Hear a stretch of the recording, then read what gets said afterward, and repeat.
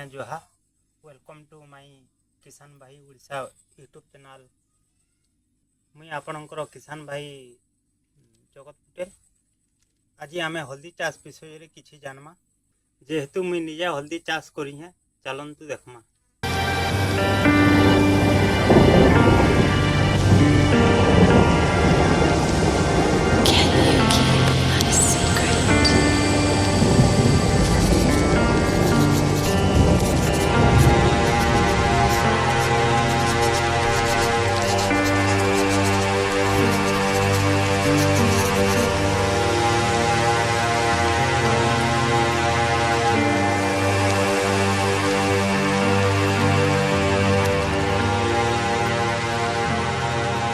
हल्दी चाष अषाढ़ मासे करा जायसी। घरर बारी जेन जगार अन्य चाष नहीं हुए बा जमीन पड़िया अच्छे से जमीन रे हल्दी चाष करि पारबी। आउ ई चाष के 2 बरस समय देवार के पड़सी। और ई चाष रे विशेष किसी खर्चा करवार के नहीं पड़े, अन्य कौन सार बा ଔଷଧ देवार के नहीं पड़े।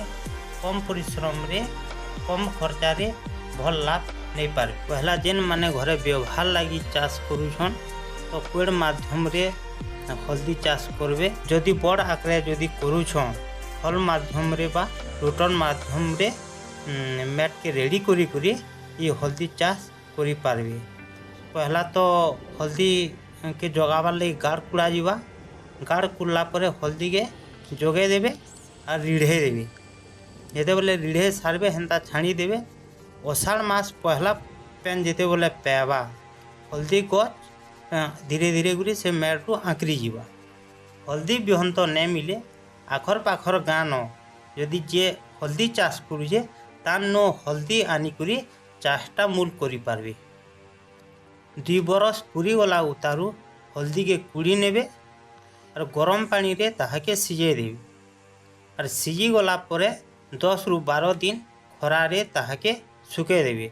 भल से सुखी गले पाउडर माध्यम रे मार्केट रे बिकी पारबे अबा गोएट हल्दी माध्यम रे मार्केट रे बिकी पारबे।